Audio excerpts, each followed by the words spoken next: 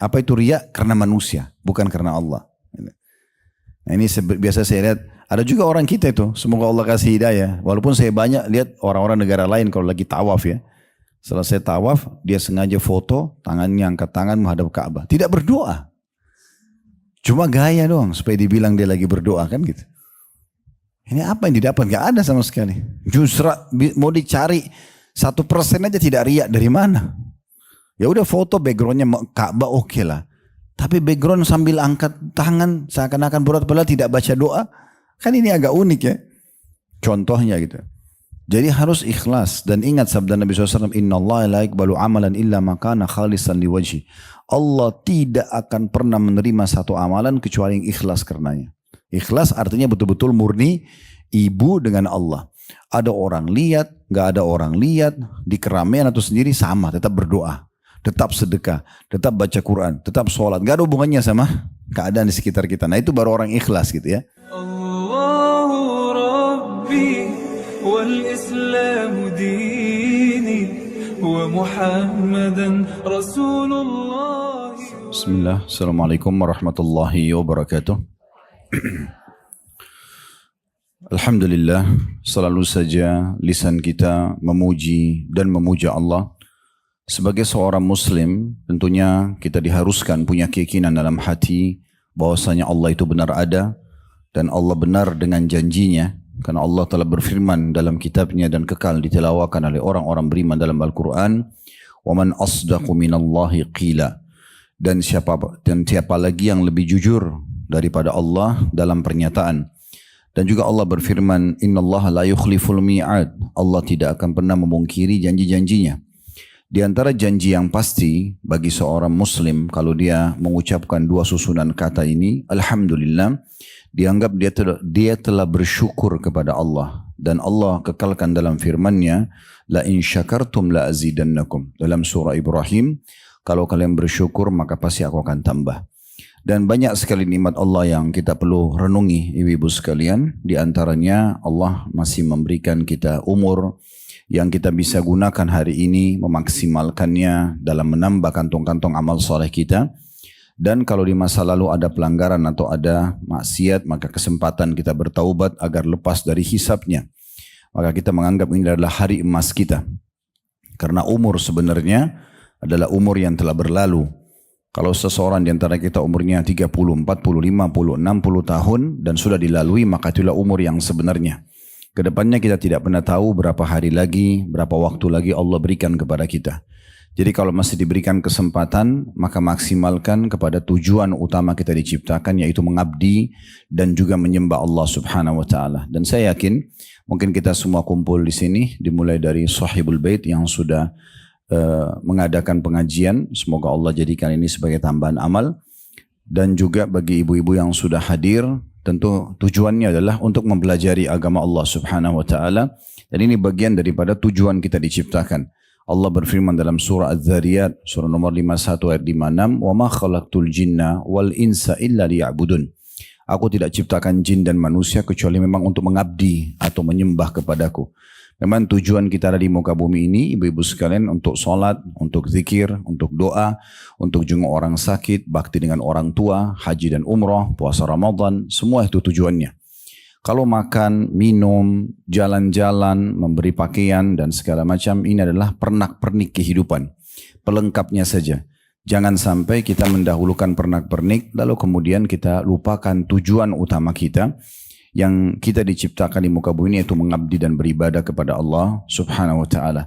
Maka Alhamdulillah Allah berikan kesempatan kita hari ini untuk duduk bersama-sama. Dan sekaligus saya bahasakan, tentu saya duduk di sini ibu-ibu sekalian bukan karena saya lebih tahu, tapi karena kami diundang dan juga menjalankan perintah Allah Subhanahu wa Ta'ala, fadzakir fa inna dzikra tanfa'ul mu'minin. Saling memberikan peringatan karena peringatan itu sangat bermanfaat bagi orang-orang beriman. Dan juga selanjutnya kita panjatkan salam hormat kita kepada utusan Allah Nabi besar Muhammad sallallahu alaihi wa ala alihi wa sahbihi wasallam, sebagaimana Allah telah perintahkan kita untuk mengucapkan salam hormat tersebut, dan tentunya untuk mengejar keutamaan yang sudah dijanjikan. Karena satu kali ucapan salam hormat ini akan dibalas 10 rahmat Allah. Dan rahmat Allah meliputi pengampunan dosa, peninggian derajat dan pemenuhan semua kebutuhan-kebutuhan kita dan juga solusi dari permasalahan hidup. Kita akan masuk ke bahasan kita pada kesempatan ini kurang lebih 1 jam ke depan sesuai yang dijadwalkan jam 13.00 sampai 14.00 insya Allah dengan judul doa mustajab. Mungkin kita mulai dulu dengan masalah doa. Kalau doa ini bahasa kita supaya mudah difahami sebenarnya ya penyampaian permintaan, curhat, ya. Apapun yang kita butuhkan lalu kita sampaikan kepada Allah Subhanahu wa taala dikatakan doa. Jadi kalau kita faham ini maka kita harusnya bisa memaksimalkannya karena ini sebuah fasilitas yang gratis. Tinggal modalnya tutup aurat, kita ikhlas dalam hati, lebih bagus lagi kalau dalam kondisi berwudu, mulai dengan alhamdulillah, wassalatu wassalamu ala rasulillah, puji Allah dulu, baca salawat kepada Nabi SAW, kemudian sampaikan hajat kita. Ya Allah sembuhkan penyakit saya, ya Allah ampuni dosa-dosa saya, ya Allah berkahi hidup saya. Tidak ada sesuatu yang sulit. Allah Subhanahu wa taala memastikan dan memerintahkan kita agar selalu berdoa. Bukan kapan ada waktu. Bukan juga kita berdoa ibu-ibu sekalian di saat ada hajat saja. Karena dalam bab doa ini, ibu berdoa kepada Allah Subhanahu wa taala minta dipertahankan nikmat. Misal lagi sehat, lagi kuat, lagi melimpah rezekinya, lagi bahagia rumah tangganya, lagi berbakti anak-anaknya, pokoknya lagi banyak nikmat. Kita meminta agar nikmat tersebut dipertahankan oleh Allah, itu lebih afdal dibandingkan nanti ibu ada masalah baru minta solusinya. Pahalanya lebih besar. Ya, jadi kalau ibu sehat sekarang ibu mengatakan ya Allah pertahankan kesehatanku, itu lebih besar pahalanya dibandingkan ibu sakit lalu bilang ya Allah sembuhin saya. Ya, berarti tidak ada alasan untuk tidak berdoa. Karena banyak orang, mungkin di negara kita juga terjadi begitu, mereka berdoa di saat mereka pikir genting aja. Lagi penyakit gak sembuh, lagi terlilit utang, lagi ada masalah besar, baru berdoa. Dan seringkali doa ini hanya dijadikan sebagai alternatif terakhir. Misal lagi sakit, pikiran pertamanya ke dokter.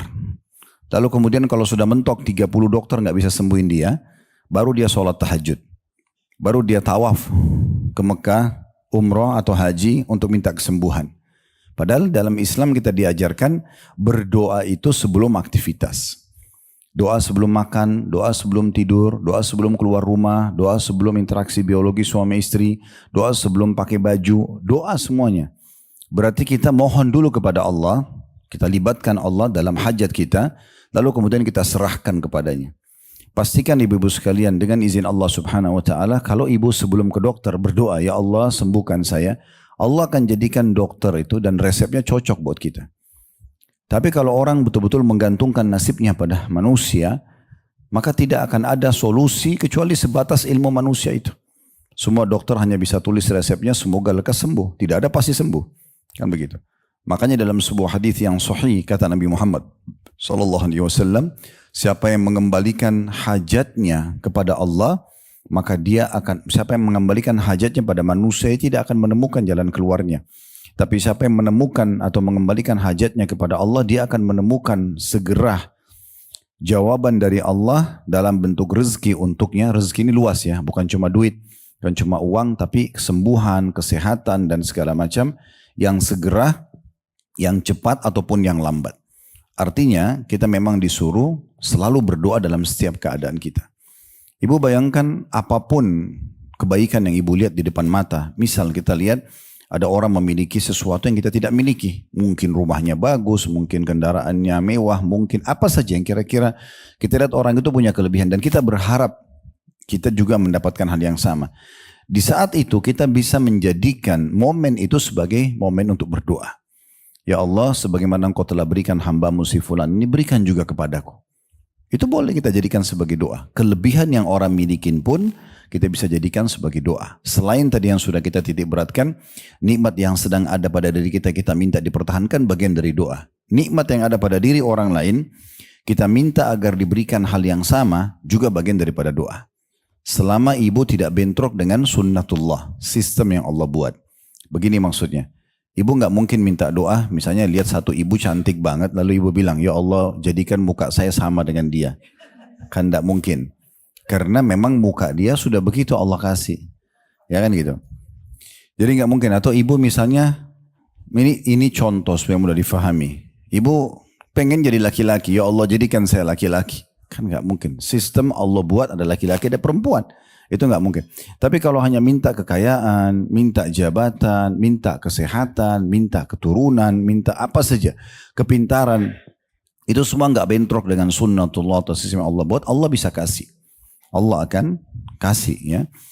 Dan kalau kita minta kepada Allah subhanahu wa ta'ala, Allah akan benar dengan janjinya. Coba landasan bahasan kita, ibu bisa buka aplikasi Al-Quran di handphone, surah Al-Baqarah, surah nomor 2 ayat 186. Kita lihat dulu bagaimana Allah sudah turunkan dari 1400 tahun yang lalu, lebih ya, 186, Al-Baqarah 186. Allah turunkan ini, ayat ini memastikan kalau dia akan menerima doa. Dan tidak mungkin Allah salah dengan janjinya. Saya bacakan, wa idza sa'alaka ibadi anni fa inni qarib. Ujibu da'watad da'i idza da'an falyastajibu li wal yu'minu bi la'allahum yarshudun. Ini sudah 1400 tahun yang lalu ayatnya turun. Allah berfirman, dan apabila hamba-hambaku hai Muhammad bertanya kepadamu tentang aku, maka jawablah bahwasanya aku itu sangat dekat. Aku akan mengabulkan permohonan atau doa orang-orang yang berdoa apabila ia memohon kepadaku. Maka hendaklah mereka itu memenuhi segala perintahku dan hendaklah mereka beriman kepadaku agar mereka selalu berada dalam kebenaran atau petunjuk yang benar. Jadi di sini saksi bahasan ibu-ibu sekalian adalah Allah mengatakan aku mengabulkan permohonan orang yang berdoa apabila dia memohon kepadaku. Jadi firman Allah ini sudah memastikan kalau dia akan menerima doa hamba-hambanya. Begitu juga disebutkan dalam sebuah hadis Nabi SAW. Hadis ini diriwayatkan oleh Tirmidzi dengan sanad hasan sahih. Hadis qudsi ya. Jadi Nabi SAW menyampaikan tentang firman Allah subhanahu wa ta'ala tapi tidak masuk dalam ayat Al-Quran. Dikenal dengan hadis qudsi. Kata Nabi SAW, Allah berfirman, ya ibna Adam innaka ma da'autani. Wahai anak Adam, selama kau berdoa kepadaku. Warajautani, dan engkau memohon atau berharap kepadaku, ghafartu laka ma ala ma kana minka wala ubali. Aku pasti akan maafkan semua kesalahanmu dan aku tidak peduli. Tidak ada syarat apapun. Selama kamu itu ya ingin berdoa kepadaku, berharap kepadaku, maka aku akan penuhi semuanya. Ini janji Allah subhanahu wa ta'ala. Kalau ada pertanyaan muncul misalnya, tapi kenapa Ustaz ya, saya berdoa, saya belum lihat jawabannya. Jangan pertanyaan ini lalu membuat ibu menolak dan bersangka buruk seakan-akan Allah tidak benar dengan firman-Nya atau tidak benar dengan janjinya. Coba kita fair ya, kita jujur. Dalam keseharian, berapa banyak permintaan ibu, kebutuhannya?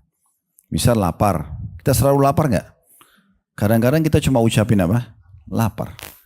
Tiba-tiba ide kita muncul, di pikiran kita muncul, pengen makan yang gurih, pengen makan yang pedas, yang asam, dan dapat setiap hari.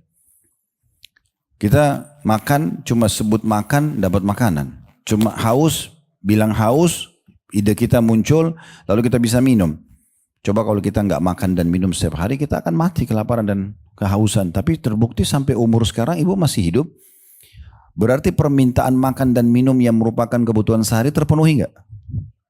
Tiap hari kita berpakaian, tiap hari kita bisa menggunakan fasilitas tubuh kita, mata melihat, telinga mendengar, hidung bernafas, lidah dan bibir kita mengucap dan mengecap, tangan kita menjamah, kaki kita melangkah, semuanya berfungsi dengan baik. Terlalu banyak hal-hal bahkan yang kita tidak minta, Allah kasih. Ibu nggak pernah minta nafas kan? Tapi luar biasa, bagaimana orang kalau sesak nafas, berapa biayanya dia harus bayar tabung ya di rumah sakit? Kita dengan gampangnya dan bahkan tidak pernah berpikir lagi bagaimana atau nafas yang keberapa. Di kamar bebas bernafas, di ruang tamu bebas bernafas, di luar di taman bebas nafas, di jalan, di mobil, di mana-mana. Gratis tuh, nggak diminta bahkan. Berapa banyak permintaan kita dan kebutuhan kita yang Allah penuhi. Dan kita pertemukan ini, kita fair, pertemukan dengan hajat ibu yang belum Allah kasih. 1, 2 yang Allah belum kasih. Itu pun ada rincian ulama. Rinciannya adalah, kalau ibu tidak meminta sesuatu yang haram, maka pastikan kembali kepada hadis ini.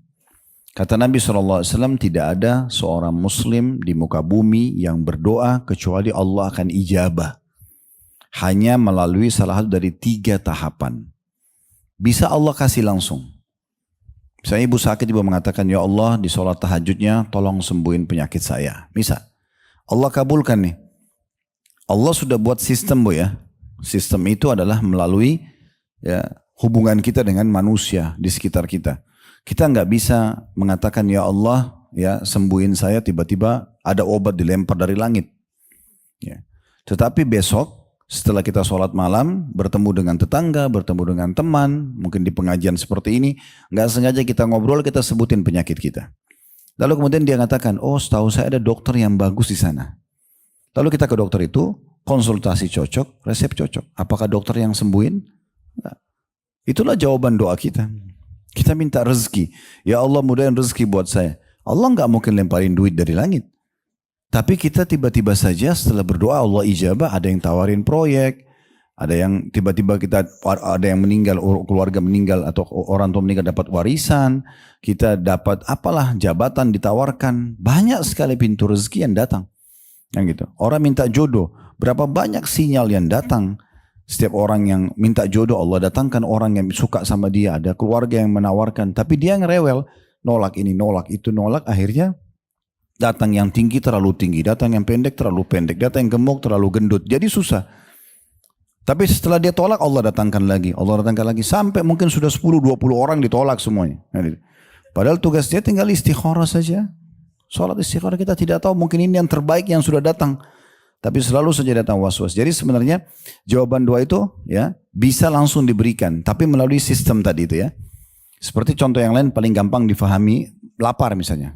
Begitu ibu bilang lapar, ya Allah hilangin lapar saya. Nanti bukan lapar itu hilang tiba-tiba. Sistemnya adalah ibu akan punya ide cari makanan, ketemu di rumah atau di tempat lain, di restoran misalnya. Kita makan, prosesnya dikunyah dulu. Kan? Tidak bisa makanan itu langsung ditempel di perut masuk, kan gitu. Dikunyah dulu, ditelan melalui tenggorokan, dikelola oleh usus, baru laparnya hilang. Itu proses. Nah, orang banyak nggak paham masalah proses ini. Maunya sekarang berdoa, sekarang harus ada. Kan gitu. Itu ada prosesnya. Orang ke dokter aja dikasih obat, ada dosisnya. Minum antibiotik seminggu misalnya, 3 hari misalnya, ada dosisnya. Kan gitu. Kalau ibu kerja, ini contoh saja, di satu perusahaan, ibu lagi pengen minta dinaikin jabatannya misalnya, atau ditambah payroll atau gajinya. Kalau kita ajukan ke dirut misalnya, anggaplah kita langsung dirut, tidak usah bicara HRD dan segala macam, kita langsung ke atau owner perusahaan kita ajukan. Begitu kita ajukan permintaan tersebut, ditaruh di atas mejanya, apakah ibu akan gebrak-gebrak pintunya? Mana permintaan saya kemarin? Gak mungkin kan? Mungkin bahkan ditolak. Mungkin ibu akan sabar, ibu akan tunggu. Mungkin sesekali ibu nanya, minggu depan ibu baru tanya, kemarin tuh gimana ya permohonan saya. Itu pun dengan cara yang baik. Itu dengan manusia. Bagaimana dengan Allah Subhanahu Wa Taala. Nah ini poin-poin sederhana tapi harus difahami baik-baik gitu ya. Jadi bisa saja Allah kasih langsung, tapi dengan melalui sistem yang Allah buat tadi. Atau Allah hilangkan keburukan yang semisal setara dengan doa dia. Misal takdirnya ibu akan tabrakan, misal. Atau ibu akan ditipu oleh seseorang. Itu nggak jadi karena doa yang ibu selama ini panjatkan. Jadi bisa dihilangkan keburukan yang akan menimpa dia. Gitu kan? Atau disimpankan dalam bentuk pahala yang dia panen pada hari kiamat. Nah khusus poin terakhir ini, yang ketiga, ada riwayat lain menguatkan. Kata Nabi SAW, nanti akan datang orang-orang pada hari kiamat diberikan pahala bergunung-gunung. Banyak sekali. Sampai dia tidak tahu dari mana. Dan dia menanyakan kepada para malaikat, ini amal dari mana? Saya nggak pernah tahu saya buat amal ini. Maka kata para malaikat, ini adalah hasil dari doa-doa kamu yang kamu panjatkan di dunia, yang belum kamu terima balasannya di dunia. Maka diberikan dalam bentuk pahala yang besar, dipanen di hari kiamat. Apa yang terjadi? Orang-orang ini berharap di saat itu, kata Nabi Muhammad SAW, kalau semua doanya di dunia tidak dikasih di dunia, dikasih di akhirat saja. Karena perlunya mereka. Berarti dari 3 tahapan ini Bu, tidak ada namanya doa tidak diterima. Cuma Allah lebih tahu diberikan kemana, gitu kan? Apakah langsung dikasih di saat itu? Apakah Allah hilangkan musibah yang akan menimpa dia? Atau Allah simpan dalam bentuk pahala nanti akan menggembirakan dia di akhirat? Ini poin dasar yang harus diketahui. Tapi kalau ibu berdoa dengan hal-hal yang haram, ada kan penghalang doa ya. Seperti kata Nabi SAW dalam hadis Bukhari, ada orang rambutnya acak-acakan, pakaiannya kumuh, tidak pakai alas kaki, maksudnya miskin sekali. Berdoa mengatakan, wahai Tuhanku, bagaimana Allah bisa menerima sementara makanannya haram, minumannya haram, pakaiannya haram. Jadi nggak mungkin, arti ada penghalang. Nah kadang-kadang doa kita dihalang oleh Allah kepada Allah SWT karena ada hal-hal yang haram. Makanan di badan kita ini yang menjadi energi, nutrisi tubuh kita haram. Minumannya juga begitu. Pakaian yang kita pakai juga begitu. Dari hasil manipulasi, hasil ini, hasil itu segala macam. Maka ini akhirnya menjadi penghalang doa. Kan begitu. Atau ibu minta sesuatu yang haram yang Allah tidak suka. Minta doa tetapi sesuatu yang tidak dibolehkan misalnya. Maka ini juga menjadi penghalang. Tapi selama tidak ada penghalang ini maka insya Allah akan aman. Ya. Jadi fahami baik-baik ya. Sekarang kita akan masuk juga bagaimana Allah Subhanahu wa taala di firman yang lain memerintahkan kita untuk berdoa, bahkan menganggap orang yang tidak berdoa itu sombong. Ya, ini Allah sudah kekalkan dalam Al-Quran dalam surah Ghafir, surah nomor 40 ayat 60. Ini nama lainnya surah Ghafir, ini surah Mu'min. Surah nomor 40 ayatnya ayat 60. Ya. Allah berfirman, "Ud'uni astajib lakum. Innal ladzina yastakbiruna an ibadati sayadkhuluna jahannama dakhilin." Artinya, berdoalah kepadaku kata Allah. Aku akan kabulkan doa-doa kalian. Allah yang berfirman, bukan saya cuma menyampaikan ke ibu-ibu sekalian. Dan semua pengajian dimanapun di muka bumi dalam bahasa apapun, kalau baca firman Allah ini terjemahannya sama. Ud'uni astajib lakum. Berdoa padaku, aku pasti akan terima, kata Allah. Lalu Allah bilang apa? Dan sesungguhnya orang-orang yang menyombongkan diri karena enggan untuk beribadah kepadaku. Makna beribadah ini doa. Dia tidak mau berdoa kepadaku, maka dia akan dimasukkan ke dalam neraka Jahannam dalam keadaan hina dina. Allah anggap orang yang tidak mau berdoa itu sombong. Ya. Allah marah pada mereka. Ya. Ini agak unik ya kalau ada orang tidak mau berdoa, karena doa ini fasilitas yang Allah kasih untuk Allah berikan apa yang kita mau, apakah bertambah nikmat atau dipertahankan nikmat atau dikeluarkan dari sebuah permasalahan. Lalu kenapa kita tidak maksimalkan doa ini? Kan begitu. Jadi agak unik kalau ada orang yang tidak mau berdoa. Sementara ini fasilitas yang gratis, mudah. Kita kalau masuk ke satu perusahaan atau kita masuk ke lembaga pemerintahan, kita harus melalui ya sekretaris atau melalui proposal tertentu. Ini sama Allah sama sekali tidak. Bahkan kita diperintahkan berdoa kepada Allah ya sampai hal-hal yang kecil Bu ya. Makanya Aisyah berkata radhiyallahu anha, berdoalah kalian kepada Tuhan kalian dan minta segala sesuatunya termasuk tali sendal kalian. Jadi di masa dulu itu orang kalau pakai sendal, sendalnya itu kulit dikeringkan, dijadikan untuk alis bagian bawah telapak kaki, sisanya diikat pakai tali. Nah itu biasa dijual terpisah, bisa juga dijual satu masa itu. Maka diistilahkan sesuatu yang paling murah dan sederhana adalah tali sendal itu. Maka kata Aisyah, minta kepada Tuhan kalian segala sesuatunya termasuk tali sendal kalian. Ini sejalan dengan hadis Nabi SAW yang lain ya. Nabi suruh kita berdoa apapun, minta apapun kepada Allah termasuk hal yang kecil. Termasuk hal yang kecil. Bukan mustahil ibu supaya dapat pahala. Mau keluar pergi mall, minta sama Allah dimudahin parkiran. Dimudahin baju yang kita mau beli. Dimudahin makanan yang kita sedang pesan di sebuah restoran. Minta sama Allah SWT. Dapat dunianya, dapat akhiratnya. Apa susahnya gitu? Tidak ada sesuatu yang sulit kan gitu. Jadi kita tidak boleh justru menyombongkan diri kepada Allah Subhanahu wa taala dengan tidak seakan-akan tidak butuh dengan doa itu. Ya. Kemudian di dalam perkataan seorang penyair beranjak daripada hadis Nabi SAW dulu riwayat Tirmidzi ya. Nabi SAW bersabda, "Man lam yad'ullaha yaghdab alaih." Siapa yang tidak berdoa sama Allah justru Allah marah padanya. Allah marah. Maka dari hadis ini seorang penyair Arab mengucapkan sebuah statement yang menarik. Dia mengatakan, Allahu yaqdabu in tarakta su'alah. Ketahuilah bahwasanya Allah marah sekali kalau kau justru tidak memohon kepadanya. Wa bani Adam hina yas'alu yaqdabu. Tapi kalau manusia, anak Adam, kalau kau minta justru dia marah. Makna yang lain adalah jangan kau minta sama manusia. Karena kalau kau minta padanya dia akan marah. Sekali dua kali kita minta mungkin dikasih. Yang ketiga, yang ketujuh mungkin dia akan marah. Tapi mintalah kepada zat Allah yang kalau kau tidak minta dia akan marah. Tidak ada batasnya. Tiap hari kita bisa boleh minta Rabbana atina fid dunya hasanah. Berikan kami kebaikan semua di dunia. Wa fil akhirati hasanah, dan semua kebaikan di akhirat. Wa qina adzabannar, dan selamatkan kami dari api neraka. Ada seorang sahabat cerdas sekali, dia mengatakan begini, ya Rasulullah, ajarkan aku doa. Yang doa itu mengumpulkan kebaikan-kebaikan. Kata Nabi SAW, bacalah. Allahumma inni as'aluka khaira ma sa'alaka minhu nabiyyuka wa abduka Muhammadin sallallahu alaihi wasallam. Ya Allah, aku mohon kepadamu semua kebaikan yang pernah hambamu dan nabimu Muhammad minta. Kita tidak bisa hafal semua doa Nabi kan? Tapi kita bisa bilang, ya Allah, berikanlah aku semua kebaikan yang pernah Nabi Muhammad minta. Itu luar biasa itu. Nabi yang ajarin ini. Coba baca itu. Kemudian kalau ibu belum hafal bahasa Arab bisa bahasa Indonesia ya. Yang penting sudah tahu terjemahannya kan.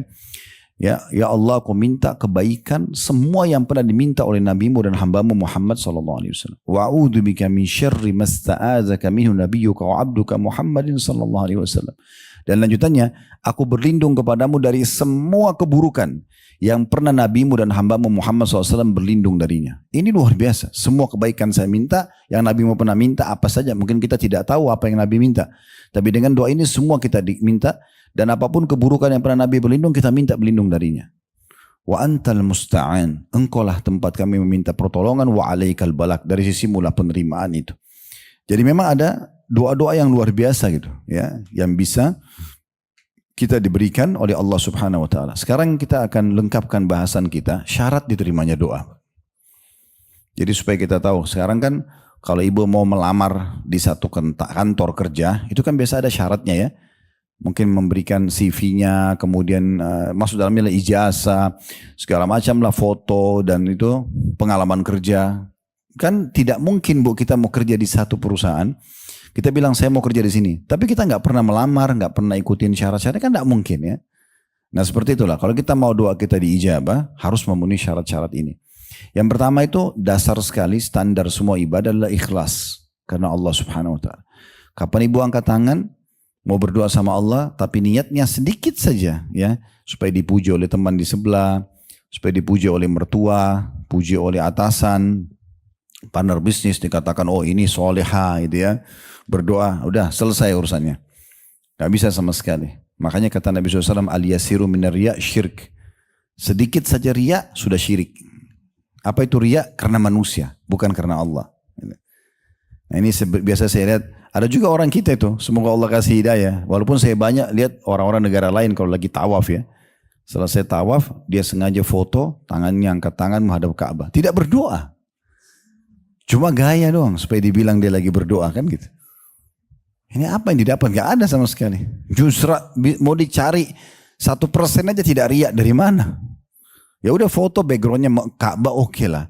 Tapi background sambil angkat tangan seakan-akan berat padahal tidak baca doa. Kan ini agak unik ya. Contohnya gitu. Jadi harus ikhlas. Dan ingat sabda Nabi SAW, Inna Allah la yaqbalu amalan illa makana khalisan liwajhi. Allah tidak akan pernah menerima satu amalan kecuali yang ikhlas karenanya. Ikhlas artinya betul-betul murni ibu dengan Allah. Ada orang lihat, gak ada orang lihat, di keramaian atau sendiri sama, tetap berdoa, tetap sedekah, tetap baca Quran, tetap sholat. Gak ada hubungannya sama keadaan di sekitar kita. Nah itu baru orang ikhlas gitu ya. Ini penting sekali karena ikhlas ini penting. Dan ikhlas ini ibu harus jaga selamanya, selama ibu hidup. Saya kasih contoh hati-hati dengan riya. Misal ibu pernah haji 10 tahun yang lalu. Waktu itu ibu ikhlas banget. Masya Allah diterima sama Allah misalnya. 10 tahun kemudian lagi kumpul di pengajian. Ada satu ibu datang. Ini sebagai contoh saja ya. Ada satu ibu datang pulang haji. Wah, kemarin untuk tawaf itu saya menangis-nangis gitu. Tersentuh karena lihat Ka'bah. Waktu di Arafah itu saya menangis. Dia cerita gitu untuk apa? Kan gitu. Kita mau cari ikhlasnya di sisi mana ini? Untuk apa diceritain ke orang kalau saya menangis atau saya gini dan gitu. Mungkin syaitan bisa gini, Bu. Tuh orang itu tersentuh loh. Dia bisa kasih mungkin orang lain jadi termotivasi mau haji atau berdoa apalah gitu kan, bisikan syaitan. Kamu kan juga punya pengalaman 10 tahun yang lalu pernah nangis di Arafah, ceritain. Kita nggak sengaja. Saya juga loh 10 tahun yang lalu. Clear, selesai. Ya.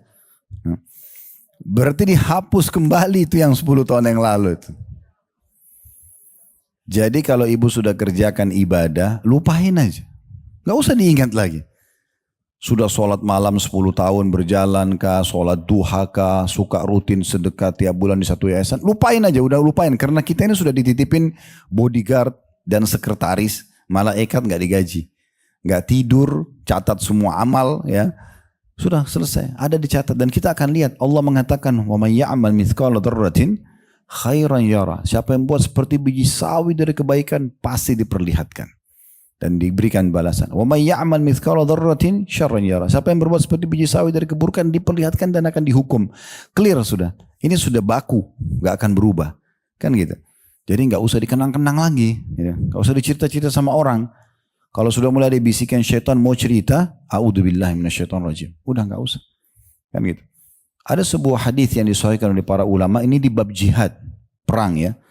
Satu sahabat mengatakan, ya Rasulullah, bagaimana kalau ada orang pergi berperang, tulus karena Allah, mau kejar surga, mau dapat pahala, tapi diikuti sedikit dalam hatinya keinginan popularitas, supaya dibilang pahlawan, kesatria, jagoan, apalah. Dapat pahala enggak? Nabi SAW bilang tidak dapat apa-apa. Dalam bahasa Arab la syai'ah lahu. Orang itu ulangi 3 kali, Nabi ulangi 3 kali. La syai'ah lahu, tidak ada apa-apa. Lalu beliau mengatakan innallaha la yaqbalu amalan illa ma kana khalisan liwajhi. Ketahuilah Allah tidak akan terima amalan kecuali yang ikhlas karenanya. Jadi jaga baik-baik ini ya. Itu yang pertama. Yang kedua, mengikuti sunnah Nabi SAW. Ikuti tata cara doanya Nabi. Nabi SAW berdoa hanya kepada Allah, yang itu. Angkat tangan, menghadap kiblat misalnya hanya kepada Allah. Tidak pernah melibatkan benda-benda mati, yang itu. Ingat ya, Abu Lahab di Mekah, Bu. Abu Jahal, Umayyah bin Khalaf, ya, tokoh-tokoh Quraisy dulu yang kafir kepada Nabi. Itu kalau ibu hidup di masa itu, ibu tanya, siapa yang menciptakan langit dan bumi? Mereka semua serentak bilang Allah. Jadi orang-orang ini kenal ada Tuhan namanya Allah. Kalau ditanya Ka'bah, ini rumahnya siapa? Mereka akan bilang, ibu kalau hidup di masa Abu Jahal tanya, Abu Jahal ini Ka'bah rumah siapa? Dia bilang rumahnya Allah. Lalu kenapa mereka dicap kafir? Karena mereka musyrik, Bu. Mempartnerkan Allah dengan makhluk. Datangkan patung benda mati, dia berdoa sama Allah, berdoa juga sama patung itu. Ini melanggar. Nggak boleh.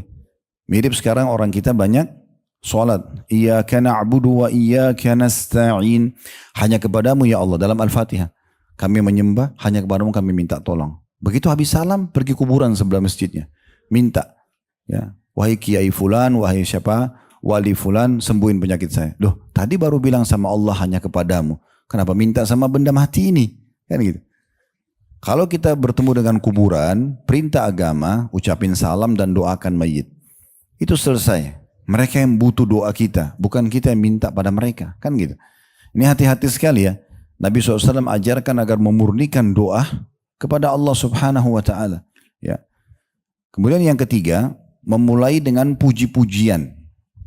Ibu harus mulai dengan puji-pujian kepada Allah. Minimal alhamdulillah, minimal segala puji bagi Allah. Tapi kalau ibu bisa, ya Allah pencipta langit dan bumi, ya, kemudian yang menggantikan siang malam, yang menciptakan laki-laki dan perempuan. Misal ibu puji-puji Allah, ya, yang telah mengizinkan aku mengangkatkan kedua telapak tanganku ini, yang telah mengizinkan lisanku untuk mengucapkan doa ini, yang menggerakkan hatiku untuk membangun sholat malam ini. Misal kita ucapin semua. Apalagi kita sebutkan nikmat yang telah memberikan aku umur sampai segini, memberikan aku pasangan ini, anak-anak ini. Kita sebutkan nikmat-nikmat yang Allah berikan. Setelah puji, baru kita pindah syarat keempat, yang membaca salawat kepada Nabi SAW. Ini harus, wajib ya. Kalau mau diijabah, Ibu harus baca Alhamdulillah minmar wassalatu wassalamu ala rasulillah. Pernah ada sahabat masuk masjid di zaman Nabi SAW, lalu dia mengatakan Allahumma gfirli, ya Allah ampunilah aku. Enggak ada puji Allah, enggak ada salawat kepada Nabi. Kata Nabi SAW, ista'jala hadha, orang ini buru-buru sekali. Harusnya dia memuji Allah dulu, baca salawat kepadaku, baru kemudian dia sampaikan hajatnya. Dalam sebuah hadis yang sahih kata Nabi SAW, doa kalian akan terhijab antara kalian sama Allah selama belum membaca salawat kepada aku. Dan juga dikatakan oleh Umar perkataan yang mirip seperti ini. Jadi kita harus ikhlas karena Allah Subhanahu Wa Taala, mengikuti contoh dari Nabi SAW, memuji Allah Subhanahu Wa Taala, kemudian membaca salawat kepada Nabi SAW. Nah ini juga penting sekali ya. Kemudian yang kelima, ini syarat juga penting sekali. Dan ini salah satu sebab diterima doa. Berdoa dalam kondisi penuh dengan sopan santun. Ramah santun kepada Allah, ya. Maksudnya tutur katanya pelan-pelan. Kalau ibu baca doa, nggak tahu, dia sendiri nggak ngerti apa yang dia ucapin. Pelan-pelan bu. Rabbana atina fid dunya hasanah. Tenang dulu, nafas, tenang. Kalau perlu pakai bahasa Indonesia diirungi maknanya. Bahasa Indonesia juga bagus. Ya Allah, ya sembuhkan penyakitku. Angkatlah sebab-sebabnya. Kalau ini penyebab adalah dosa-dosa hambamu, maafkanlah. Kalau ini ujian, mudahkan, bisa selesai. Misal, kita memuji Allah SWT. Jangan seperti orang yang kumur-kumur, ya, kalau berdoa. Buru-buru sekali. Ada orang begitu kan, kayak rutinitas saja. Seakan-akan Allah butuh dengan ibadahnya. Ibu ambil dari saya ini ya.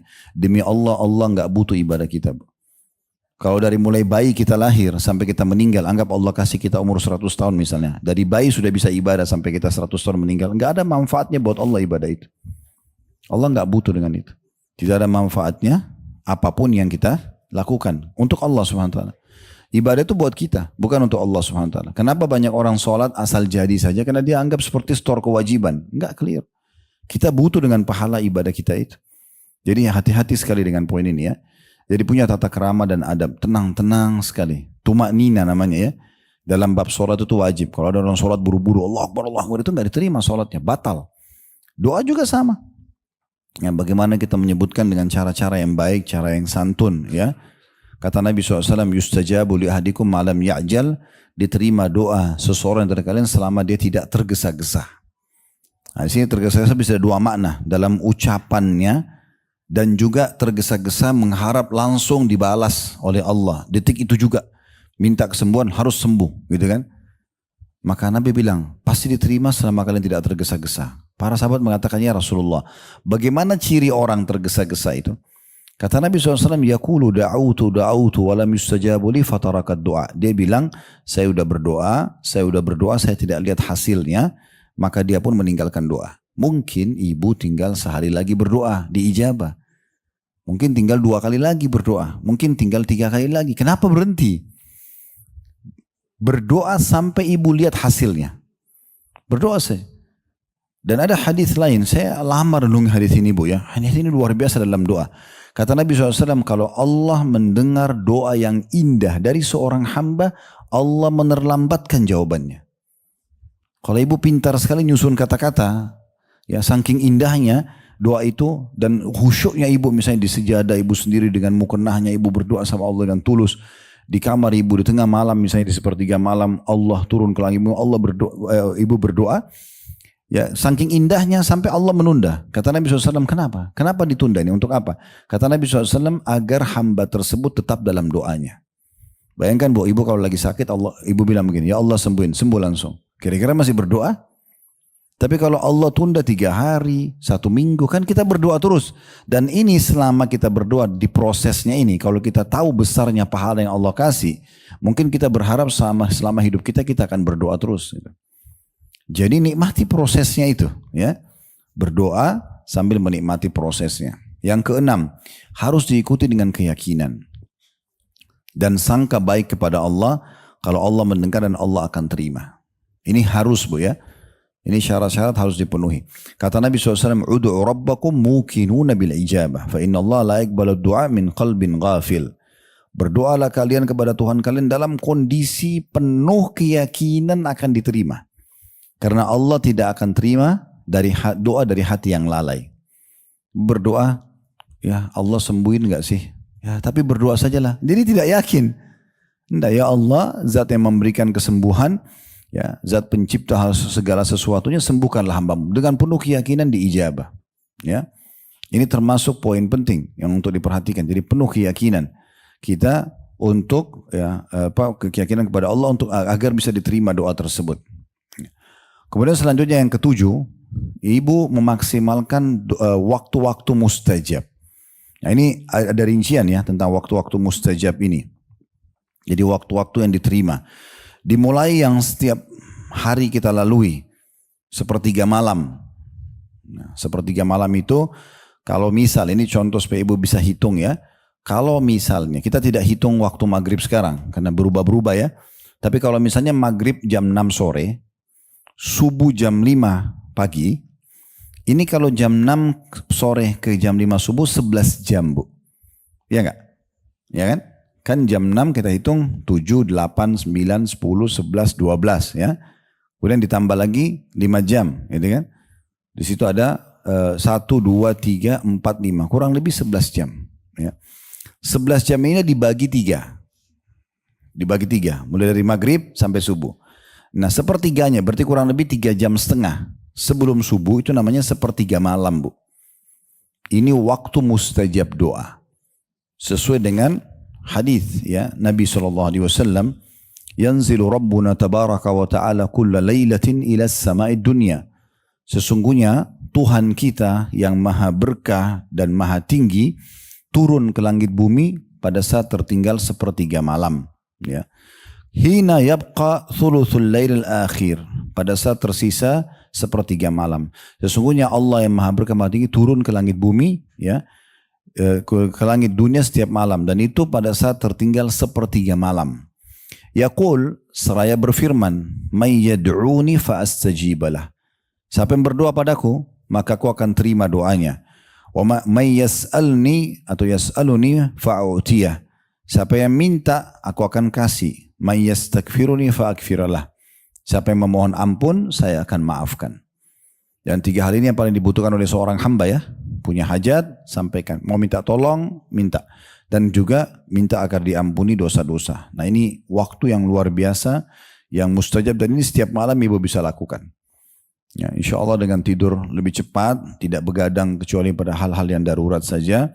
Kemudian ibu bangun, kalau tidak bisa 3,5 jam sebelum subuh, setengah jam sebelum subuh gak ada masalah. 20 menit sebelum subuh gak ada masalah. Sebab sampai azan subuh waktunya mustajab. Kalau belum terbiasa sholat malam, baru mau dimulai, maka mulai 15 menit, setengah jam sebelum subuh ya. Bangun, wudu, sholat.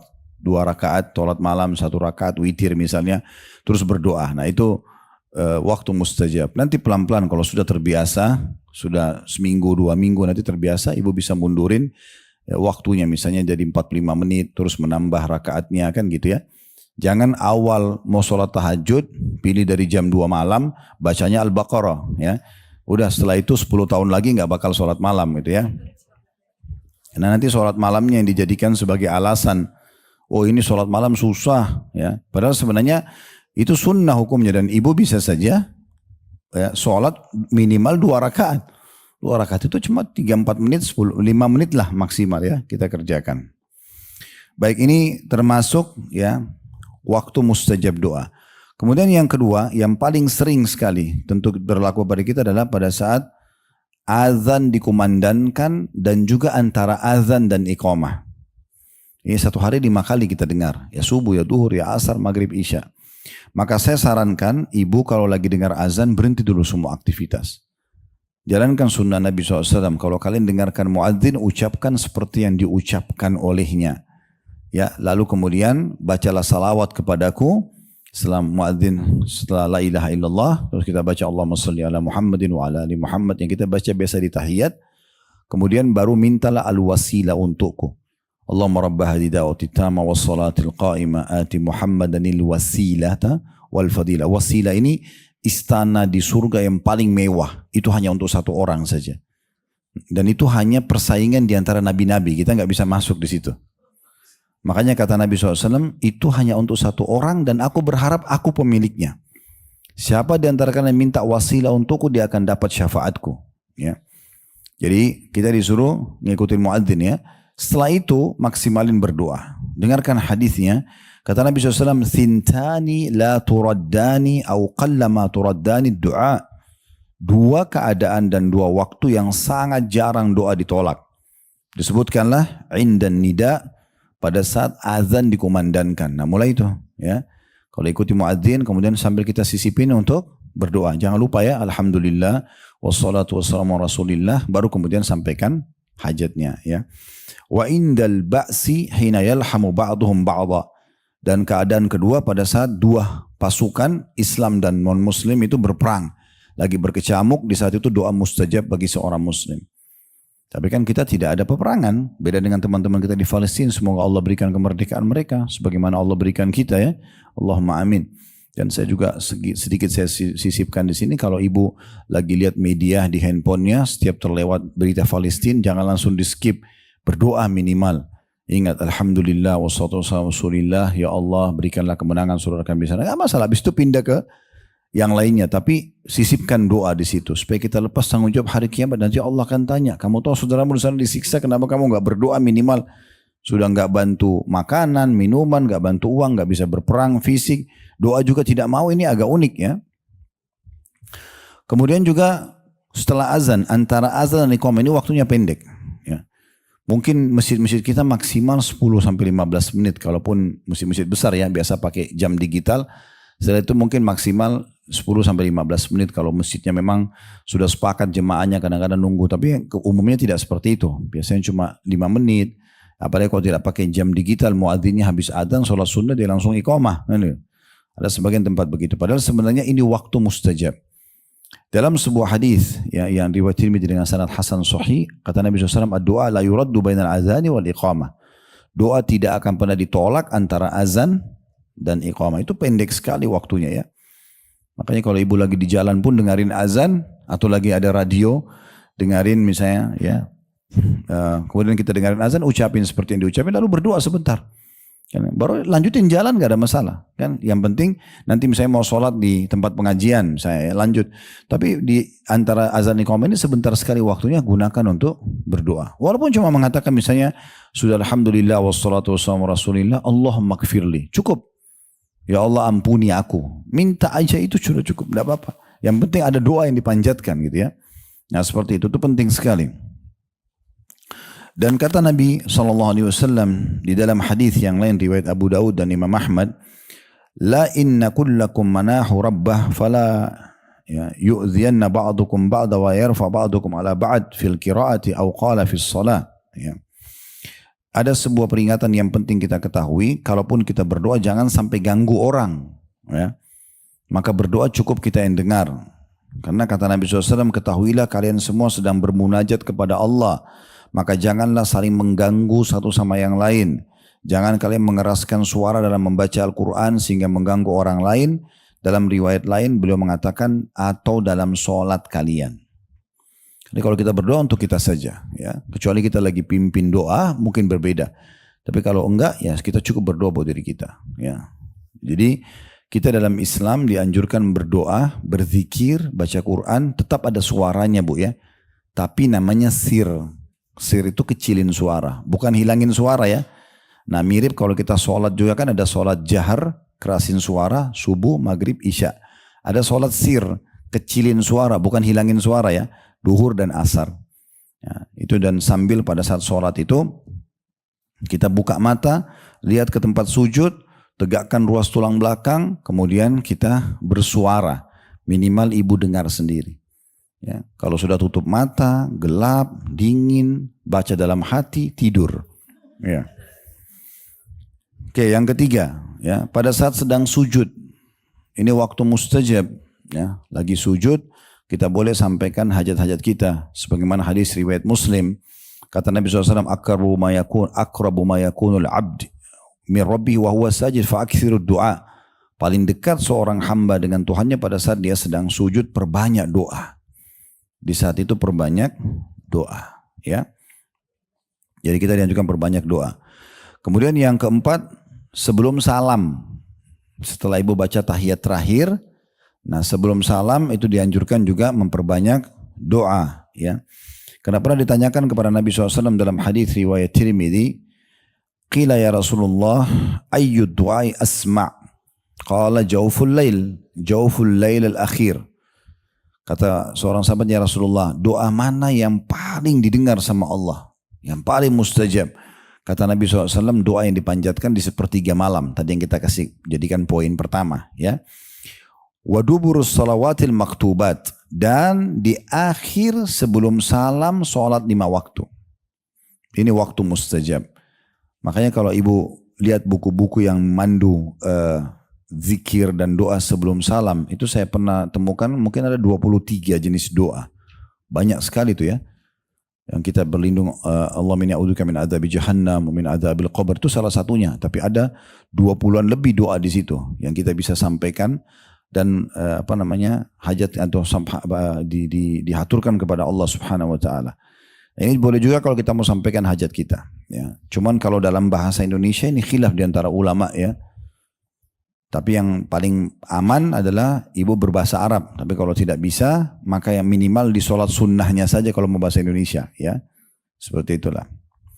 Yang kelima, kita pindah ke waktu, ya.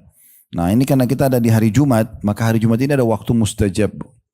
Ya, hari Jumat ini ada waktu mustajab. Sesuai dengan hadis Nabi SAW pada saat ditanya tentang hari Jumat, bahwasanya atau beliau pernah menyebutkan tentang Jumat, qala fihi sa'ah. Di hari Jumat itu ada waktu, ya. La yuwafiquha abdun muslim wa huwa qa'imun yusalli, yang tidak ada seorang muslim pun pas mendapatkan waktu itu dan dia sedang sholat, yas'alullah ta'ala syai'a, dia mohon kepada Allah sesuatu, illa a'tahu iyah, kecuali pasti Allah akan kasih untuknya. Wa asyara biyadihi yuqalliluha, lalu Nabi SAW memberikan isyarat dengan tangan beliau kalau waktu itu sangat sedikit. Nah, ini khilaf di antara ulama tentang masalah kapan di hari Jumat waktu mustajab. Ada 2 pendapat. Pendapat yang pertama mengatakan adalah, atau tepatnya sih sebenarnya ada banyak pendapat ya, tapi yang paling kuat 4. Ya. Kalau kita kerujukan bisa jadi 2, tapi 4 pendapat ini yang paling kuat. Yang pertama adalah dikatakan pada saat imam naik mimbar sebelum, ya, selesai atau sebelum sholat Jumat. Jadi mulai khatib naik mimbar sampai khatibnya turun. Nah, itu waktu mustajab. Ya. Dikatakan dalam hadis, beranjak daripada hadis Muslim, hiya ma baina yajlisal imam ila an tuqdas shalah. Waktu mustajab itu adalah ketika imam naik mimbar sampai sholat Jumat selesai. Ya. Pendapat ini dipegang oleh Imam Muslim, Nawawi, Qurtubi. Artinya setiap khatib kan ibu walaupun tidak Jumatan kan dengar, ya. Mudah-mudahan dekat-dekat rumah ada masjid, ya. Bisa dengar kalau khatib lagi khutbah naik. Nah, itu bisa ibu sambil berdoa. Ibu tinggal menghadap kiblat, ibu berdoa. Pendapat yang kedua mengatakan adalah mulai habis asar, sebentar nih, kan ini menjelang asar nih. Habis asar sampai terbenam matahari, itu waktu mustajab di hari Jumat. Beranjak daripada hadis Nabi SAW diriwayatkan oleh Abu Dawud. Yaumul Jum'ati thinta ashrata yuridu sa'ata la yujidul muslimu yas'alullah azza wa jalla syai'an illa atahu Allah azza wa jalla faltamisuha akhir sa'ati ba'da al-asr. Jumat itu ada 12 waktu. Kalau kita 12 jam, ya. Mulai dari subuh sampai maghrib. Itu dianggap waktunya. Dan tidak ada seorang muslim pun yang meminta di waktu-waktu itu kepada Allah kecuali Allah kabulkan. Dan maksimalkanlah berdoa di lepas asar, ya, di waktu itu. Ini hadis riwayat Abu Daud. Ini pendapat kedua yang mengatakan waktu mustajab itu habis asar sampai terbenam matahari. Pendapat ketiga mengatakan setelah asar namun di akhir-akhir hari Jumat saja. Maksudnya selepas asar tapi langsung, bukan sampai terbenam matahari. Jadi habis sholat asar langsung masuk waktu mustajab. Udah, itu aja waktunya. Setelahnya sudah tidak masuk. Ini pendapat yang ketiga, tapi ini tidak berdalil, ya. Kemudian pendapat yang keempat itu yang mengatakan bahwa saya menggabungkan semua waktu-waktu ini, dan kalau kami pribadi cenderung dengan itu, ya. Jadi karena ini pendapat-pendapat yang baik, maka kenapa kita tidak anggap semua ini adalah pendapat yang kita satukan. Berarti pada saat khatib di atas mimbar kita juga berdoa. Makanya juga pada saat sebelum turun dari khutbah, di khutbah kedua khatib berdoa, kan. Nah itu doa itu waktu mustajab tuh. Sama habis asar pada saat mau atau sampai terbenam matahari. Dan juga di pendapat yang keempat ini mengatakan bisa juga dia 12 waktu semuanya. Mulai dari subuh sampai terbenam matahari. Itu semuanya masuk waktu mustajab. Itu yang keempat ya. Betul nggak? Allahu a'lam. Ikutin nggak ini?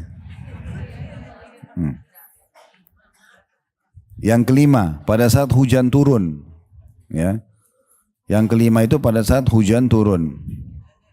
Ya. Ini dalam hadis Nabi SAW diriwayatkan oleh Al-Hakim dan ini hadis disahihkan oleh Syekh Albani. Ya, jadi diingatkan saja ini yang kelima ya. Jadi waktu hujan turun dan ini kita bersyukur karena negeri kita termasuk ada musim hujannya ya. Kayak negara Timur Tengah itu syukur kalau setahun sekali hujan. Kadang-kadang cuma hujan sekali saja. Kami waktu masih tinggal di Saudi 7 tahun dulu ya, waktu masih SMA sama S1 itu mungkin dalam 1 tahun bisa sekali aja hujan, gitu kan? Karena memang tidak ada musim hujan, musim dingin ada. Kalau kita hujan kadang-kadang sampai berbulan-bulan itu ya. 2 bulan, 3 bulan ini waktu mustajab doa. Jadi jangan ngeluh itu. Duduk di ruang tamu gini turun hujan, angkat tangan, berdoa sama Allah, gitu kan? Karena kata Nabi SAW, "Thintani la turaddan." 2 waktu doa tidak akan ditolak. 2 waktu doa tidak akan ditolak. Ad-du'a indan nida, berdoa pada saat azan dikumandangkan. Tadi sudah kita masukkan di poin kita. Wa tahtal matar, dan pada saat hujan turun. Dan pada saat hujan turun. Yang keenam, di hari Rabu antara duhur dan asar. Ya, iya, di hari Rabu antara duhur sama asar. Ya.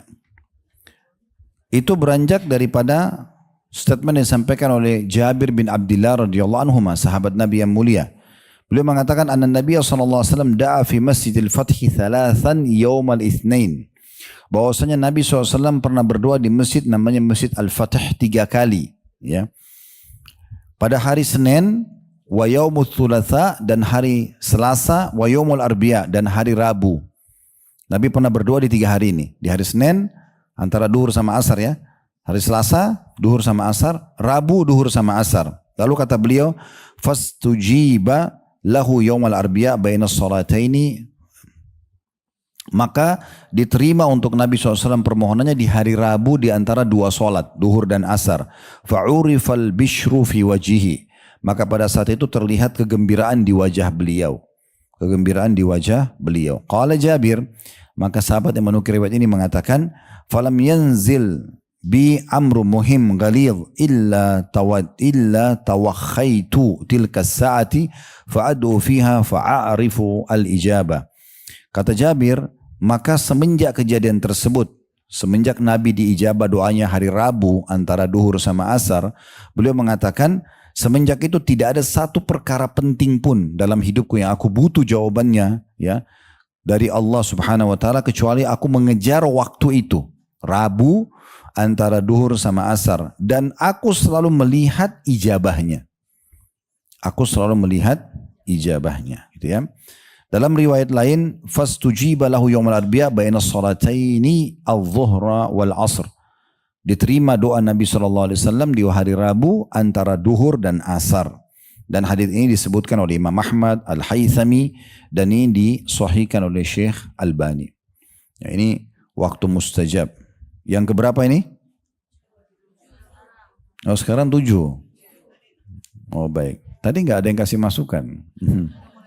Oke, yang ke-8. 7.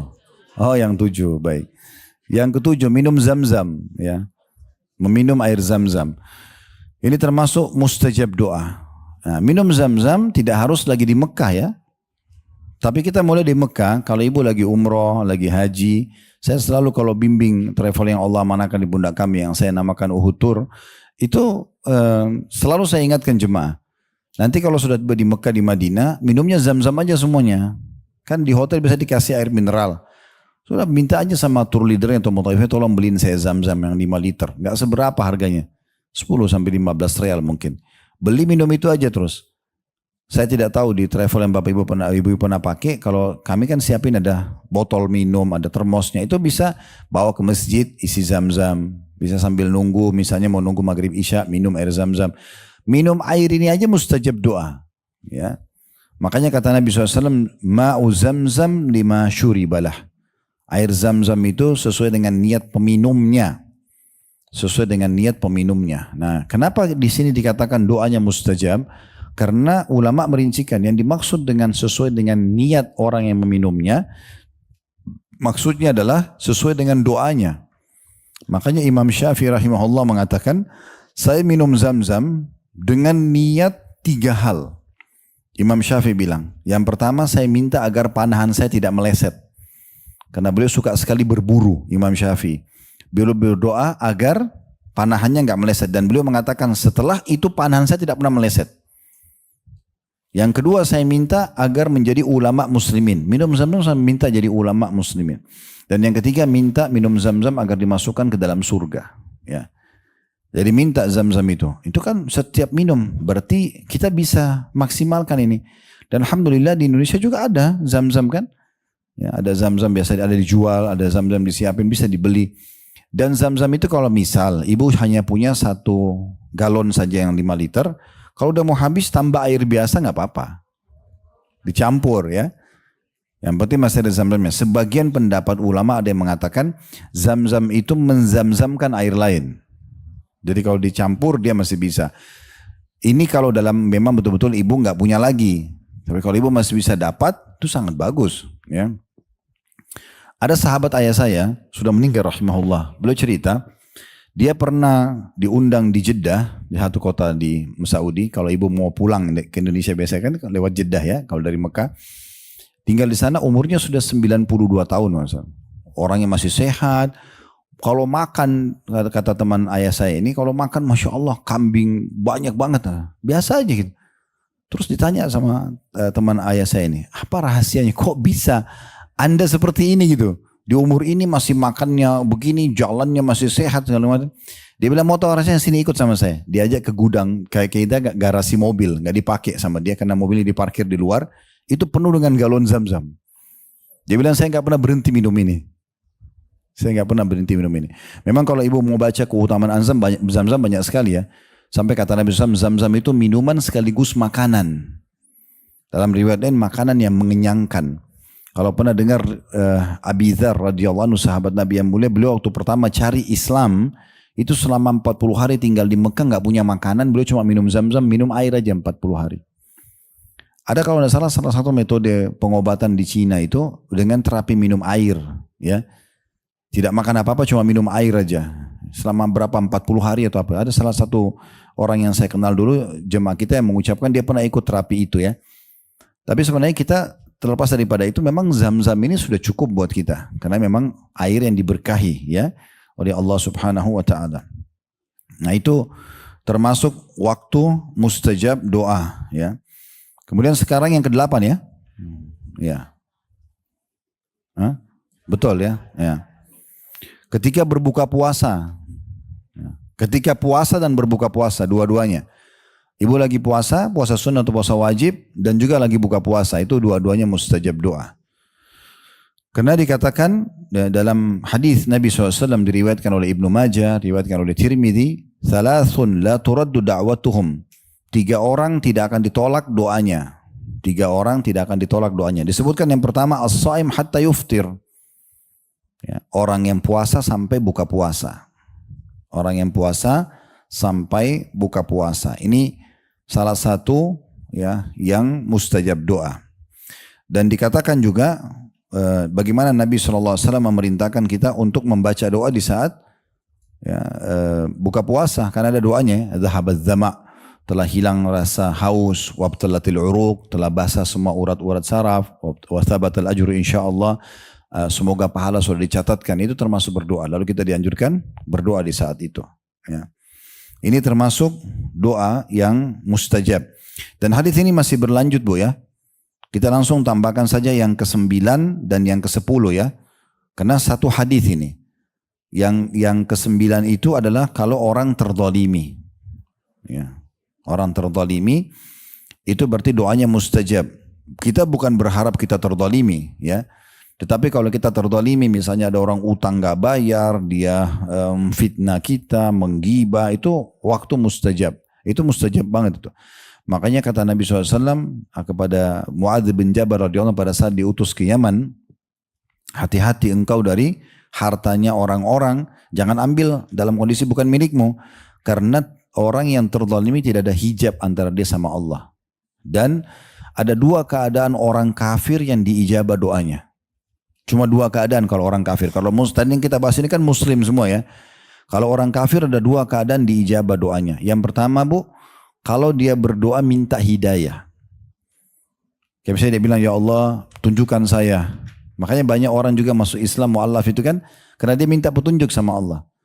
Termasuk kisah paman Nabi Hamzah radhiyallahu anhu. Beliau pernah waktu membela Nabi, waktu Nabi dicaci maki oleh Abu Jahal di Mekah, maka dia marah, ya. Kemudian dia memukul kepala Abu Jahal dengan busur panahnya, dan dia mengatakan, apakah kau berani menghina Muhammad sementara saya dalam agamanya? Nah, Hamzah pun tidak tahu kenapa dia ucapin ini, padahal dia bukan Muslim. Tapi dalam kondisi dia marah kepada Abu Jahal karena ponakannya dicaci maki gitu. Lalu dia pulang ke rumahnya, lalu dia berpikir, gimana caranya memperbaiki ini? Dia udah terlanjur lemparin kata-kata itu. Gak beraninya kau ganggu Muhammad sementara aku dalam agamanya. Dia bilang, kalau saya sekarang kembali kepada orang Quraisy berkata kalau saya bukan Muslim, ini memalukan. Gitu. Kalau saya bilang saya Muslim, saya belum masuk Islam. Maka di malam itu Hamzah berdoa sambil mengatakan, ya Allah, kalau agama ponakanku Muhammad ini benar, mudahkan aku menganutnya. Kalau tidak, berikanlah aku jalan keluar dari permasalahanku dengan Quraisy. Maka besok dia rasa hatinya tenang, kemudian dia pun masuk Islam. Yang kedua, kalau dia terzalimi. Nah ini saksi bahasan kita. Jadi kalau misal, naudzubillah, ada seorang Muslim, mudah-mudahan tidak, dia pemilik perusahaan, ada pegawainya non Muslim, dia zalimi itu, nggak dikasih gajinya, nggak dikasih bonusnya misalnya. Atau ibu punya pembantu rumah tangga, asisten rumah tangga orang non Muslim, ini kan cuma pembantu, nggak usah dikasih gaji, nggak apa-apa misal. Atau haknya dia diakad harus makan, ibu nggak kasih, apalah gitu ya. Itu terzalimi, itu dijabah doa dia, ya. Walaupun dia orang non Muslim gitu ya. Baik, yang ke-10 itu adalah pemimpin yang adil. Pemimpin yang adil, ya. Kalau pemimpin itu betul-betul adil, dia menjalankan tugasnya dengan baik, itu termasuk orang yang diijabah doanya. Ya. Jadi selain dia bisa dapat pahala yang besar, namanya harum, kalau dia betul-betul baik orang ini, dia adil terhadap masyarakatnya, siapa yang salah ya salah, siapa yang benar ya benar, tidak pandang bulu ya, semua diterapkan hukum padanya, maka ini berarti orangnya mustajab doa. Nah 3 ini, yang tadi adalah orang puasa sampai buka puasa, orang terzalimi dan orang yang pemimpin adil, ini digabung dalam hadis tadi itu. Kata Nabi SAW, "Thalathun la turaddu da'watuhum", ada 3 orang tidak akan ditolak doanya, as-shaim hatta yuftir, orang yang puasa sampai buka puasa, wal imamul adil, pemimpin yang adil, wal madlum, dan orang yang terzalimi. Jadi 3 ini digabung di dalam hadis tersebut, ya. Kemudian selanjutnya yang ke-11 ini khusus Lailatul Qadar. Ini waktu mustajab doa. Di malam ganjil ya, di 10 terakhir dari bulan Ramadan. Ini memang waktu mustajab doa. Kita sudah tahu dia lebih baik daripada 1000 bulan. Khairu min alfi syahr ya. Berputar di malam-malam ganjil 21, 23, 25, 27, 29 ya. Jadi malam-malam ini adalah malam kita memaksimalkan ibadah. Saran saya, ibu-ibu kalau mau siapkan baju lebaran dari sekarang ya. Jangan menjelang lebaran ya. Sekarang tukang jahit masih kosong ya, ndak antri, bisa pilih kain, bagus dari sekarang. Ya, kalau 10 terakhir Ramadan itu malam i'tikaf, malam ibadah, kan gitu. Kue-kue lebaran disiapin dari awal Ramadan, udah disiapin semua. Makin akhir Ramadan itu makin harus giat ibadah. Kalau perlu ibu habisin di Mekah ya. Di Mekah ibadah Lailatul Qadar, kejar di sana 1000 bulan ya. 1000 bulan itu sama dengan 83 tahun plus 4 bulan. Ibu kalau bilang subhanallah pas Lailatul Qadar sama dengan subhanallah selama 1000 bulan diucapin. 83 tahun bersembahun itu nggak gampang itu ya. Dan itu waktu mustajab doa. Karena Aisyah pernah berkata dalam sebuah hadis ya, diriwayatkan oleh Tirmidzi, Ibnu Majah, "Qultu ya Rasulullah, ara'aita in 'alimtu ayyi lailatin Lailatul Qadri ma aqulu fiha?" Wahai Rasulullah, kalau saya pas dapat nih Lailatul Qadar, kata Aisyah, apa yang harus saya ucapkan? Doa apa yang saya panjatkan? Kenapa Aisyah bertanya? Karena tahu kalau itu adalah mustajab doa. Dan juga doa di saat itu dan semua ibadah dilipat gandakan 1000 bulan. Ya. Maka Nabi mengatakan, qala quli, beliau mengatakan ucapkanlah, Allahumma innaka afuun tuhibbul afwa fa'fu anni. Ya Allah, engkau adalah zat ya yang menyukai pengampun atau maha pengampun ya, dan menyukai sifat pemaaf itu, maka maafkanlah kesalahan-kesalahanku. Ini juga termasuk mustajab doa. Termasuk mustajab doa, ini yang keberapa sekarang? 12 ya. Doa orang tua buat anak. Hati-hati ya. Doa orang tua buat anak-anak. Jadi kalau anaknya ibu aktif atau cucunya aktif, bilang Masya Allah. Jangan kok kamu nakal banget ya. Anak lagi aktif bukan nakal, doain. Jangan bilang ibu nyesal lahirin kamu ya, misalnya. Atau apalah ya. Ingat, kata Nabi SAW begini dalam hadis yang sahih, ya, sehingga saya diriwayatkan oleh Al-Hakim, jangan kalian mengucapkan kata-kata buruk buat diri kalian, keluarga kalian, harta kalian yang bisa saja malaikat lewat mengaminkan terjadi. Misal ibu lihat dirinya di cermin, kok saya jelek sih? Kenapa harus ucapin ini? Allah yang buat mukanya ibu itu Allah. Ibu seakan-akan menghina Allah. Gimana cara? Kan yang nyusun alis kita, mata kita, hidung ini kan Allah. Kita coba disuruh pakai fasilitasnya. Ngapain hina diri sendiri? Contoh misalnya. Atau tadi ya, anaknya dia ucapin kata-kata yang tidak baik ya. Kenapa kita tidak bilang misalnya untuk anak kita, semoga kau jadi orang yang sukses nak, semoga engkau menjadi orang saleh, salehah, walaupun dia sangat aktif. Ini pernah saya sampaikan di ceramah-ceramah kami di tempat lain, karena di sini mungkin perdana ya.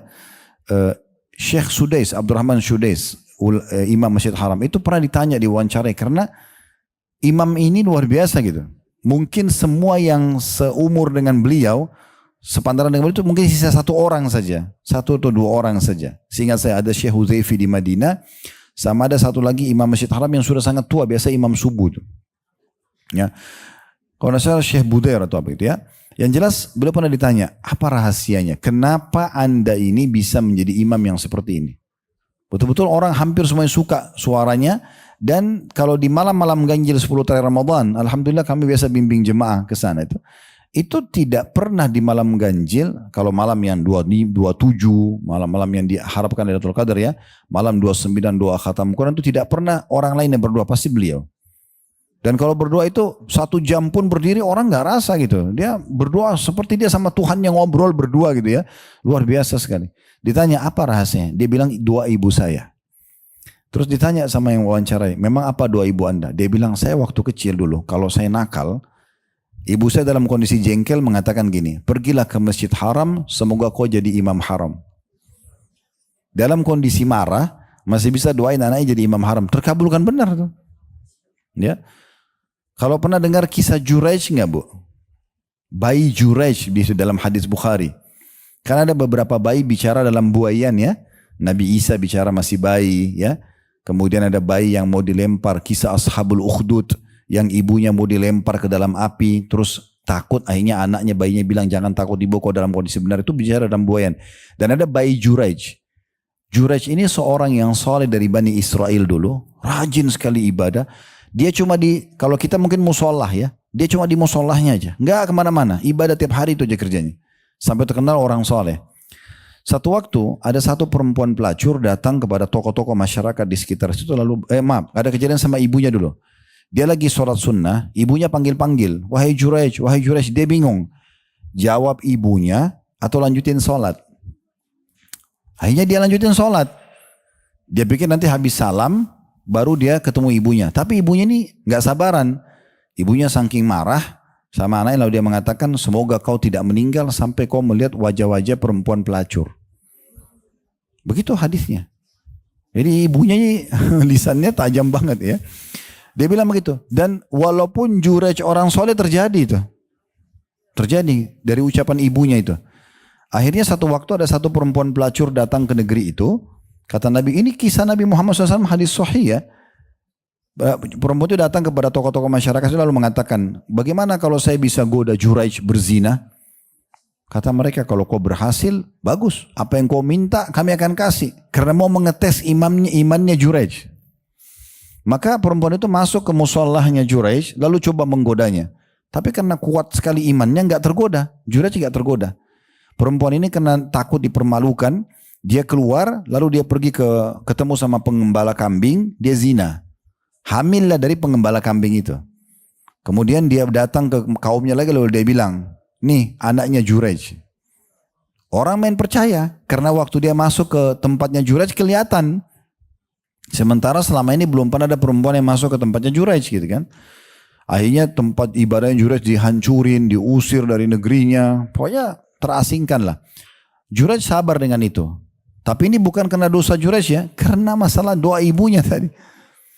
Akhirnya waktu perempuan pelacur itu melahirkan, Jurej datang di rumah perempuan itu dan disaksikan oleh semua orang. Lalu dia tekan perutnya bayi itu sambil mengatakan, sebutkan siapa nama ayahmu.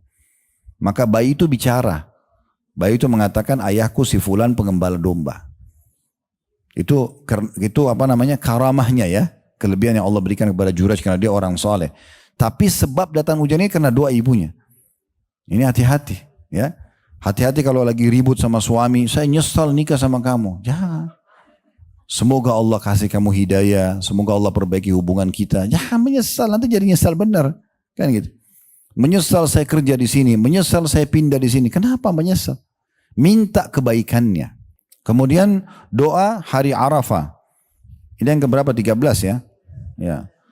Doa hari Arafah. Ya, jadi kalau ibu lagi haji, ya, ini maksimalin ya. Jadi jangan di Arafah sibuk makan, minum terus ya.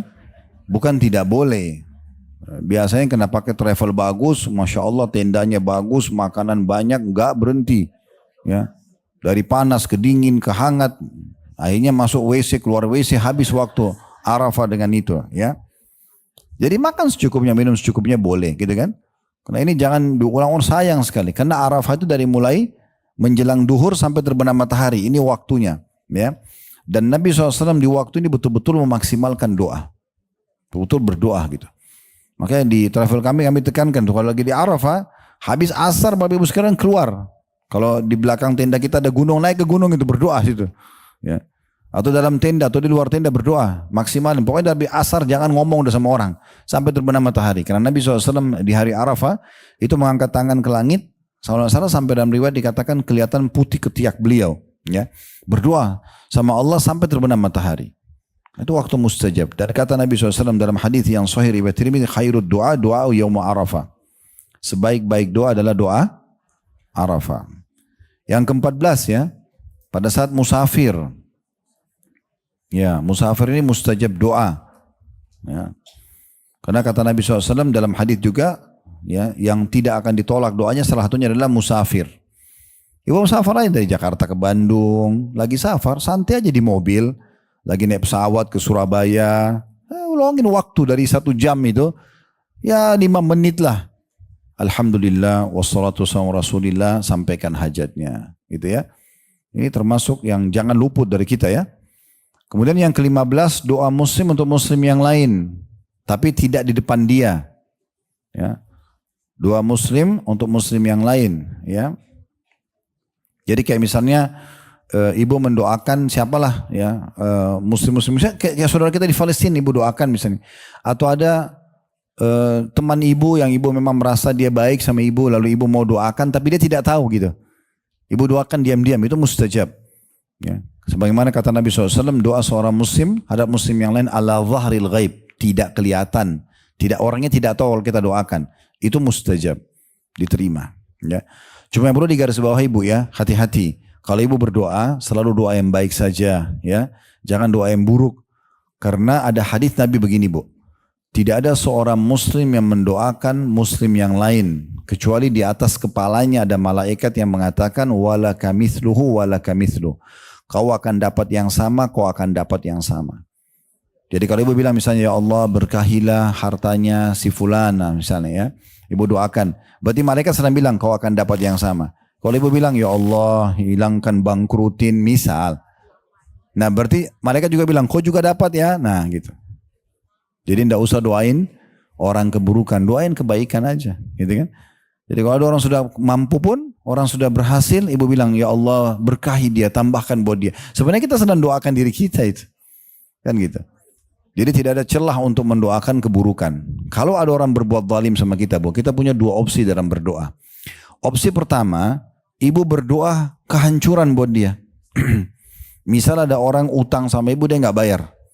Kalau ibu mengatakan, ya Allah butain matanya, ya Allah pincangin. Misal, ibu kan terzalimi ya. Ini bisa, tetapi ini murni balas dendam. Ya. Allah ijabah nih, matanya buta. Udah selesai. Ibu dapat apa? Utangnya nggak dibayar, udah dendamnya doang terbalas. Ya, selesai, buta. Ada opsi yang kedua, ini lebih bagus. Ibu bilang, ya Allah berikan dia hidayah, buat dia menyadari kesalahannya. Misal, ya. Ibu doa gitu, kemudian Allah kasih hidayah dia, dapat hidayah. Dia bayar utangnya semenjak itu dia jadi baik, dia di sholat segala macam. Ibu panen pahalanya. Jadi bersihkan hatinya, nggak usah isi dengan dendam-dendam ini nggak penting. Orang sejahat apapun sama kita, doakan supaya dapat hidayah daripada kita doakan binasa untuk apa? Karena semua manusia bisa saja punya kesalahan kan? Kan begitu ya.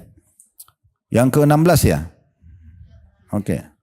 Itu adalah doa anak buat orang tua kita balik. Tadi ini luput dari saya nih. Ya. Sebaliknya tadi kan orang tua ke anak ya. Sekarang sebaliknya anak untuk orang tua. Karena Nabi SAW mengatakan apa? Kalau anak Adam terputus, kalau meninggal dunia terputus sumber pahalanya kecuali dari 3. Kan sedekah jariah, ilmu bermanfaat atau anak soleh yang mendoakan. Kan gitu. Jadi ada doa anak soleh. Maka ini mustajab. Mustajab.